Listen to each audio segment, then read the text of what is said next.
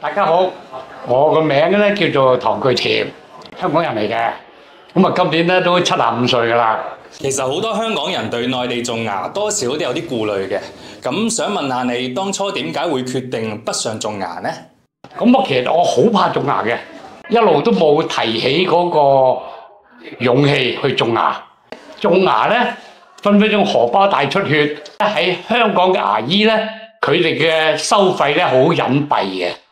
咁但係後尾因為聽到朋友講格倫菲爾種牙好好㗎，嚟到深圳，尤其是格倫菲爾嗰度咧，大概係1/3到嘅價錢。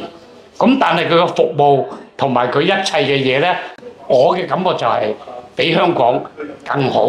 嗱，我作一首打油詩俾大家聽，就係咧格倫菲爾種牙，大家都唔使怕，手術前手術後，你會覺得頂呱呱。